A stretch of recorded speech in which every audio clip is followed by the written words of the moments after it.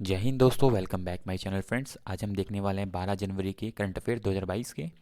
ठीक है, very important रहेंगे आपके अपकमिंग एग्जाम्स के लिए। और हम जानेंगे एडिशनल इन्फॉर्मेशन भी, जो आपके रिवीजन के तौर पे और आपकी एडिशनल इन्फॉर्मेशन आपके ज्ञान के लिए इंपॉर्टेंट रहेगा। ठीक है, तो चलते हैं, स्टार्ट करते हैं फ्रेंड आज की करंट अफेयर 12 तारीख के। ठीक है, चलिए फ्रेंड, क्वेश्चन नंबर फर्स्ट है।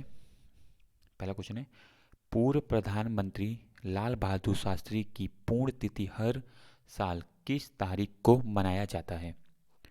तो फिर फ्रेंड, पुण्यतिथि हर साल किस तारीख को मनाई जाती है लाल बहादुर शास्त्री की? राइट आंसर होगा ऑप्शन सी, 11 जनवरी को। ठीक है, इंपॉर्टेंट है, याद रखना। लाल बहादुर शास्त्री की पुण्यतिथि 11 जनवरी को मनाई जाती है। इनका विराट व्यक्तित्व है लोगों के प्रति, और लोग इनको बहुत ही चाहते थे क्योंकि लोगों से बहुत ज़्यादा जिनका जुड़ाव था, क्योंकि एकदम डीप, मतलब बोल सकते हैं एकदम जड़ से जुड़े हुए थे लोग इनसे। एकदम सामान्य परिवार से आते थे ये, तो काफ़ी विराट इनका व्यक्तित्व था। जैसे कि यहाँ पे पूर्व प्रधानमंत्री लाल बहादुर शास्त्री की पुण्यतिथि 11 जनवरी 2022 को मनाई जाती है। लाल बहादुर शास्त्री ने अपने विनम्र स्वभाव, बहुत ही विनम्र स्वभाव था इनका, दूर मृदु मृदुभाषी व्यवहार, सबसे मतलब मिल के रहना, मृदुभाषी व्यवहार, आम लोगों से जुड़ने की क्षमता से भारत की राजनीति पर अमिट छाप इन्होंने छोड़ी थी। अगर हम बात करें, लाल बहादुर शास्त्री का जन्म 2 अक्टूबर 1994 को हुआ था, 1904 को हुआ था, मुगल सराय में हुआ था इनका जन्म।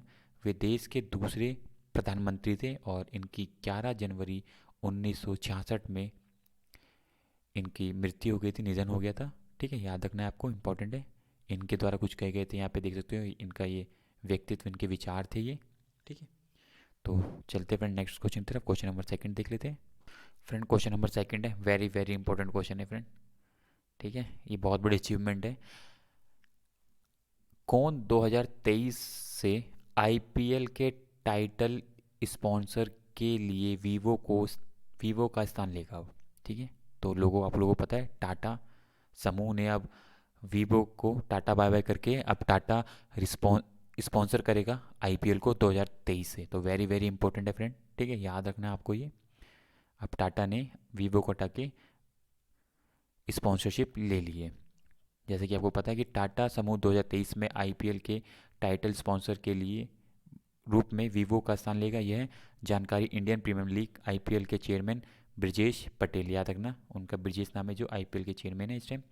2022 की मेगा नीलामी फरवरी 2022 के दूसरे सप्ताह में बेंगलुरु में होगी। ठीक है, वीवो ने 2018 से लेकर 22 तक टाइटल स्पॉन्सरशिप टाई के लिए 2200 करोड़ रुपए का सौदा किया था। ठीक है, 4 साल के लिए 2200 करोड़ रुपए का सौदा किया था। लेकिन 2020, आपको सब पता होगा, 2020 में Galwan valley military face of के बाद इसे ड्रीम 11 को दे दिया गया था। ठीक है, जैसे गलवान वैली में जब इंडिया और पाकिस्तान का फेस ऑफ हो रहा था, तो उस दौरान फिर भारत सरकार ने इसको इन टाटा वीवो को हटा के ये ड्रीम 11 को दे दिया था। ठीक है, तो याद रखना इंपॉर्टेंट है। अगर हम बात करें टाटा की, क्योंकि बहुत ही पुरानी और बहुत ही बड़ी ये बोल सकते हैं उद्योगपति, मतलब जिन्होंने स्टार्ट किया पूरा उद्योग जो हमारे लिए इम्पोर्टेंट होता है, तो स्थापना जमशेद जी टाटा ने की थी। जैसे कि आपको दिख रहा होगा यहाँ पे, जमशेद टाटा जी ने ये टाटा ग्रुप को स्टार्ट किया था। कब? 1868 के दौरान मुंबई में ये टाटा समूह स्टार्ट किया गया था उस टाइम। आप देख सकते हो यहाँ पे। ठीक है ना, तो आपको याद रखना, जमशेद टाटा जी ने इसको स्टार्ट किया था, टाटा ग्रुप को। और आज देख सकते हो अब कितना बड़ा ये उद्योग बन चुका है। ठीक है, तो बहुत इंपॉर्टेंट रोल ये निभाता है आज हमारी इकनॉमी के अंदर भी और हमारे देश के अंदर भी, एम्प्लॉयमेंट जनरेशन में भी। तो वेरी वेरी इंपॉर्टेंट है ये टाटा समूह। ठीक है, तो चलते फ्रेंड और इन्फॉर्मेशन देख लेते हैं, एडिशनल इन्फॉर्मेशन क्या है। जैसे कि यहाँ पे दिखेगा आपको, यहाँ पे एडिशनल इन्फॉर्मेशन ये है कि अगर मैं बताऊँ, अगर आईपीएल से रिलेटेड बात करें, तो विराट कोहली सर्वाधिक रन इस टाइम आईपीएल में विराट कोहली के हैं, 6283। सर्वाधिक विकेट लेने वाले लेसिंग मिलिंगा, जो आपको पता होगा, श्रीलंका के हैं। मुंबई इंडियंस सबसे ज़्यादा खिताब जीते हैं 5 बार। ठीक है ना। आईपीएल के स्टार्ट कब हुए थे? 2008 में स्टार्ट हुए थे, ठीक है ना, भारत में। ठीक है, ये सब जो जो अभी तक आईपीएल जीते हैं, कौन कौन किस किस बार जीता है। सबसे पहला आईपीएल राजस्थान रॉयल जीती थी, याद रखना, ठीक है ना। तो आपको दिख रहा होगा ये। ठीक है, लास्ट अभी 2021 का चेन्नई ने जीता, आपको पता होगा। तो ये सब चीज़ें आपको याद रखनी है बेसिकली, ठीक है ना, ये एडिशनल इन्फॉर्मेशन है साथ में इसके।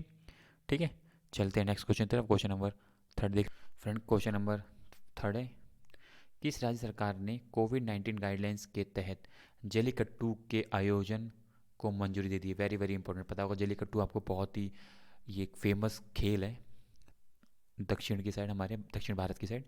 तो अभी जो इसको परमिशन दी गई है इसका आयोजन करने के लिए, वो सरकार, वो ऑप्शन ए तमिलनाडु के द्वारा इसको आयोजन करने की परमिशन दे दी गई है फ्रेंड। ठीक है, इंपॉर्टेंट है, ध्यान रखना। आपको पता होगा जल्लीकट्टू एक बैलों और इंसानों के बीच एक टकराव का गेम होता है, जैसा कि आपको पिक्चर में दिख भी रहा होगा। और ये बहुत पुरानी, ये एक अ, खेल है, बहुत पुराना ही चलता आ रहा है। आप जैसे लिखा भी होगा, दिख रहा है आपको, पहली बार ये खेल 400 ईस्वी के पूर्व में खेला गया था। तो जैसे कि आपको दिख रहा होगा, दिख रहा है ना। तो बेसिकली जो त्यौहार है, ये पोंगल त्यौहार के आयोजन पर ये खेला जाता है। पोंगल जब आता है, हमारे यहाँ पे हम लोहड़ी मनाते हैं, या अ, जब मनाते हैं तो उस टाइम ये त्यौहार उनके यहाँ पे बनाया जाता है, पोंगल के टाइम। ठीक है, इसमें बैलों से इंसानों की लड़ाई होती है। और हालांकि सरकार ने पिछली बार की तरह इस बार भी राज्य भर में दर्शकों और संख्याओं और आने वाले पर्यटकों को मतलब ध्यान में रखते हुए इस चीज़ को उन्होंने आयोजित करने के लिए दिया है। ठीक है, अगर हम बात करें तमिलनाडु के राज्यपाल की बात, तो रविंद्र नारायण रवि वहाँ के राज्यपाल हैं। अभी करंट में वहाँ के जो मुख्यमंत्री हैं, एम के स्टालिन है, याद रखना, अभी बने हैं ये एम के स्टालिन, वहाँ के मुख्यमंत्री हैं। राजधानी आपको पता चेन्नई है। और वहाँ बहने वाली डिफरेंट डिफरेंट यहाँ पे नदियाँ आपको दिख रही होंगी, ठीक है ना। कावेरी है, डिफरेंट डिफरेंट नदियाँ वहाँ पे जो बहती हैं। ठीक है, तो अभी तमिलनाडु ने जल्लीकट्टू का आयोजन करने के लिए मंजूरी दे दी है। ठीक है फ्रेंड, चलते हैं नेक्स्ट क्वेश्चन की तरफ। क्वेश्चन नंबर थर्ड फोर्थ देख लेते हैं। अगर हम इसकी नक्शे की बात करें, एक बार देख लेते हैं मैप भी। अगर हम जोग्राफिकल लोकेशन की बात करें तमिलनाडु की, तो बंगाल की खाड़ी आपको दिखेगा। यहाँ पे ये आंध्र प्रदेश के साथ, कर्नाटक के साथ और केरल के साथ अपनी बाउंड्री ज़्यादा करता है। और यहाँ पे आपको ये पाक जलडमरू दिखेगा, छोटा सा नैरो, जो श्रीलंका और इंडिया के बीच में पड़ता है। ठीक है, तो ये पौंडुचेरी, कराईकल पौंडुचेरी और पोंडुचेरी, ये दो यहाँ पे हैं। और एक कहाँ पड़ती है? केरल के पास, माहे पौंडुचेरी जो है। ठीक है ना, 3 पौंडुचेरियाँ हैं हमारे पास। एक पौंडुचेरी कराईकल है, एक पोंडुचेरी है, और एक यहाँ पे माही है जो केरल के पास पड़ती है। ठीक है, यहाँ पे लक्षद्वीप आपको दिख रहा होगा। तो जोग्राफिकल लोकेशन आपको देखती रहनी चाहिए, ताकि आपको वहाँ से एक ओवरव्यू मिल सके। आपको कन्याकुमारी दिख रहा होगा, ये कन्याकुमारी है। और यहीं पे रामेश्वरम पड़ता है, ठीक है ना, ये रामेश्वरम का स्थान यहाँ पे भी है। ठीक है, तो जोग्राफिकल लोकेशन भी आपको ध्यान रखनी है। ठीक है, कौन कौन से कई बारी जगह के नाम पूछ लेते हैं कि ये कहाँ पड़ता है, तो उन जगहों को थोड़ा आपको आइडिया रहना चाहिए, इंपॉर्टेंट इंपॉर्टेंट प्लेसेस होती हैं। ठीक है, चलते हैं नेक्स्ट क्वेश्चन तरफ। क्वेश्चन नंबर फोर्थ देख लेते हैं friend. Friend, question number fourth है, ऑनलाइन बीमा प्लेटफॉर्म नेवी ब्लू ने किसे अपना पहला पहला ब्रांड एम्बेसडर नियुक्त किया है? तो आपको पता है, जैसे कि दिख रहा होगा पिक्चर के अंदर, राजकुमार रॉय राव को नेवी ब्लू ने पहला ब्रांड एम्बेसडर नियुक्त करा है। ठीक है, याद रखना, कहीं क्वेश्चन आ जाए एग्जाम के अंदर तो आपको पता होना चाहिए। नेवी ब्लू ने इसको इनको अपना पहला, ये पहले ब्रांड एम्बेसडर बने हैं नेवी ब्लू के, जो बेसिकली क्या करती है, ऑनलाइन बीमा प्लेटफॉर्म है जो लोगों के लिए बीमा जैसी पॉलिसीज़ को देती है। 70 करोड़ ग्राहकों को ये लक्षित करने के लिए इनको ब्रांड एम्बेसडर नियुक्त किया गया है। ठीक है फ्रेंड्स, फ्रेंड इंपॉर्टेंट बुक है, ध्यान रखना, नोट डाउन करके रखना। Ratan and Tata the authorise biography नामक पुस्तक किसके द्वारा लिखी गई है? तो आपको याद रखना है, Ratan and Tata the authorise biography किसके द्वारा लिखी गई है ये पुस्तक फ्रेंड्स? ऑप्शन होगा option C, the doctor Thomas Mathew द्वारा इनके ऊपर, रतन टाटा जी के ऊपर लिखी गई ये किताब है। बहुत ही रिनाउंड पर्सनैलिटी है ये, बहुत ही विराट व्यक्तित्व है इनका। ठीक है, इन्होंने पूरा टाटा सन्स ने ही पूरे देश को अपने आप को समर्पित कर रखा, आपको पता ही होगा जैसा कि। तो इनके ऊपर ये किताब लिखी गई है, डॉक्टर थॉमस मैथ्यू ने लिखी है किताब। हॉपर्स कॉलिंग्स ने टाटा सन्स के चेयरमैन रतन टाटा की अधिकृत जीवनी प्रकाशित करने के अधिकार हासिल कर लिए हैं। अभी जो हॉपर्स कॉलिंग्स हैं, वो जो ये बुक्स लिखी गई है वो प्रकाशित करेगी इसकी जो भी है printing. Ratan and Tata the authorised biography शीर्षक वाली पुस्तक नवंबर 2022 की शुरुआत तक वैश्विक स्तर पर प्रकाशित हो जाएगी। नवंबर में ये आ जाएगी। टाटा की जीवनी एक पूर्व जो जिन्होंने लिखी है, वरिष्ठ नौकरशाही सेवानिवृत्त आईएएस अधिकारी हैं ये डॉक्टर थॉमस मैथ्यू ने इनके ऊपर ये किताब लिखी है। तो आपको नाम याद रखना है, कौन प्रकाशित करेगा और ये बुक्स किसके ऊपर लिखी गई है, ठीक है। इंपॉर्टेंट रहेगा, 110% किसी ना किसी एग्जाम में ये आपको देखने को जरूर मिलेगी, ठीक है ना। तो पूरा नोट डाउन करके रखना इस क्वेश्चन को, तो फ्रेंड वेरी वेरी इंपॉर्टेंट है ये तो, ठीक है। चलते हैं नेक्स्ट क्वेश्चन की तरफ। फ्रेंड वर्ल्ड अफेयर से क्वेश्चन है, क्वेश्चन नंबर 6। किस देश के राष्ट्रपति ने गेटवे टू हेल, एक विशाल रेगिस्तान गैस क्रिएटर में दशकों से जल रही आग को बुझाने का आदेश है। तो फ्रेंड बताना कौन सा वो देश है जिसने ये गेटवे टू हेल में जो दशकों से जलती हुई आग को बुझाने का फाइनली निर्णय दिया है। तो राइट आंसर होगा friend option A, Turkmenistan. Turkmenistan ने इस गेटवे टू हेल के अंदर जो जल रही आग को दशकों से उसे बुझाने का आदेश दे दिया है, ठीक है। कई लोग मानते हैं कि ये आग जो है 1971 से सोवियत संघ द्वारा की गई गलती से, मतलब सोवियत संघ द्वारा ने क्या करा, ड्रिलिंग ऑपरेशन में एक गलती हो गई जिसके कारण ये आग जो भी रहा वहाँ जल गई। और जब से ये जलती आ रही है, अब फाइनली जो अब स्वास्थ्य कारणों से और पर्यावरण के कारण से इसको बुझाने का आदेश दिया गया है। तुर्कमेनिस्तान के राष्ट्रपति गुरबा गुरबागुली बाडी मुखा मेदेव ने इसको बुझाने के आदेश दिए हैं। अगर हम बात करें तुर्कमेनिस्तान की, तो तुर्कमेनिस्तान की राजधानी जो है अशगाबाद से 260 किलोमीटर दूर काराकुरम रेगिस्तान में काराकुम रेगिस्तान में स्थित है ये क्रेचर। पिछले 50 सालों से ये जल रही है, ठीक है ना। तो आपको ध्यान रखना है ये। अगर हम इसकी लोकेशंस की बात कर लें तो हम लोकेशन देख लेते हैं कहाँ पे लोकेटेड है ये तुर्कमेनिस्तान। चलिए जैसे कि फ्रेंड आपको दिख रहा होगा तुर्कमेनिस्तान है, ये वर्ल्ड मैप पे यहाँ पे देख सकते हो, ये मिडल ईस्ट में पड़ेगा। मिडल ईस्ट नहीं, हाँ मिडल ईस्ट बोल सकते हैं इसको हम। नहीं मिडल ईस्ट नहीं, सेंट्रल एशिया होगा ये पूरा, ठीक है ना। ये लैंडलॉक कंट्री है, लैंडलॉक कंट्री भी नहीं है क्योंकि यहाँ पे कैप्शन से ही पड़ जाता, तो लैंडलॉक कंट्री भी नहीं है। तो ये मिडल एशिया है, ठीक है ना, या बोल सकते हैं सेंट्रल एशिया, ठीक है। वहाँ पे लोकेटेड है ये, आप देख सकते हो ये कुछ इस तरीके का, ये वहाँ पे बताते हैं कि इस तरीके का कुछ वहाँ पे ये हॉल हो चुका है जो ये यहाँ से पूरे टाइम आग जलती रहती है, ठीक है। तो ये देख सकते हो तुर्कमेनिस्तान की आप लोकेशन, साथ में यहाँ पे उज्बेकिस्तान है। अगर और भी अच्छी तरह आपका मैं इसका मैप दिखाऊँ तो अगला मैप दिखाता हूँ आपको मैं, एक मिनट। तो आप ये लोकेशन देख सकते हो, यहाँ पे आपको बेटर समझ आएगा। तुर्कमेनिस्तान, उज्बेकिस्तान, साथ में कजाकिस्तान। यहाँ पे कैप्शन ऑफ सी से ये अपनी बाउंड्रीज लगाते हैं। यहाँ पे देख सकते हो ये वाटर बॉडी एक ईरान से बॉडी साझा करता है और साथ में अफगानिस्तान से भी अपनी बाउंड्री साझा करता है ये। तो ये तुर्कमेनिस्तान की पूरी जोग्राफिक लोकेशन है, आपको याद रखना है।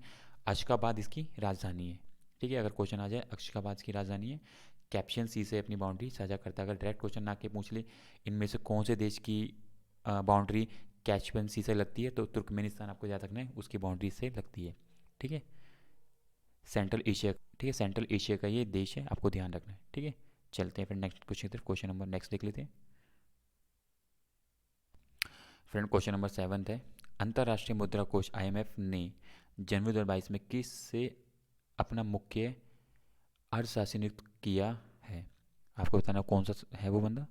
तो वो जो है ऑप्शन ए, पेयर ओलिवर गोरीचंस। अब ये आईएमएफ के मुख्य अर्थशास्त्री होंगे। इन्होंने किसकी जगह ली है फ्रेंड्स, इन्होंने जगह ली है गीता गोपीनाथ जो भारत की थी, अब ये उनकी जगह लेने वाले हैं, ठीक है। यहाँ पे लिखा भी है, आप देख सकते हो। अंतर्राष्ट्रीय मुद्रा कोष पियर ओलिवर गोरीचंस को अपना मुख्य अर्थशास्त्री नियुक्त किया है। वह अपना काम 24 जनवरी 2022 से शुरू करेंगे। शुरू में आंशिक कालिक आधार पर शुरू करेंगे। वह गीता गोपीनाथ का स्थान लेने वाले हैं, ठीक है। याद रखना, अब नए मुख्य अर्थशास्त्री नियुक्त किए जा रहे हैं कहाँ के, आईएमएफ के अंतर्राष्ट्रीय मुद्रा कोष। अगर डायरेक्ट क्वेश्चन नहीं आएगा तो इनडायरेक्ट क्वेश्चन आ सकता है कि आईएमएफ कहाँ पे लोकेटेड है, तो ये सब बारे में आप जान के रखना, ठीक है। अगर हम बात करें आईएमएफ मुख्य अर्थशास्त्री के रूप में सेवा करने वाली पहली महिला थी, ठीक है ना, कौन, गीता गोपीनाथ। ये इंपॉर्टेंट रहेगा, अगर ये पूछे तो यहाँ से क्वेश्चन तो ये आपको याद रखना है। ठीक है, चलते हैं नेक्स्ट क्वेश्चन की तरफ। फ्रेंड एडिशनल इन्फॉर्मेशन आप देख सकते हो यहाँ पे, जैसे कि इनके बारे में आपको देखना है तो गौरीचंद वर्तमान में कैलिफोर्निया विश्वविद्यालय में Klaasen centre for international business and policy के निर्देशक हैं। यहाँ पे आप देख सकते हैं। अगर हम बात करें आईएमएफ, इंपॉर्टेंट आपके लिए इंटरनेशनल मॉनेटरी फंड्स, आईएमएफ एक अंतर्राष्ट्रीय वित्तीय संस्था है। ये 1944 में बनाई गई थी। 27 दिसंबर 1945 को औपचारिक रूप से मिला मतलब इसको अस्तित्व में आ गई थी। और इसका मुख्यालय की बात करें तो वॉशिंगटन डीसी में है अमेरिका में। ठीक है, याद रखना, ये पॉइंट लिख लेना। और 1944 में यही। ठीक है, इस संस्था में 190 देश शामिल हैं, 29 सदस्य देश के साथ अस्तित्व में आई थी। जब ये अस्तित्व में आ रही थी तो इसमें 29 देश ने शुरू में पार्टिसिपेट किया था 1944 और 45 के बीच में। ठीक है, ये वैश्विक मुद्रा सहयोग को बढ़ावा देती है, अंतर्राष्ट्रीय व्यापार को सुविधाजनक बनाती है। ठीक है ना, जो भी अंतर्राष्ट्रीय व्यापार है उसमें ज़्यादा कोई डायरेक्ट टैक्सेस ना बढ़ाते, तो इस तरीके की चीज़ों को ये मॉनिटरी करती है।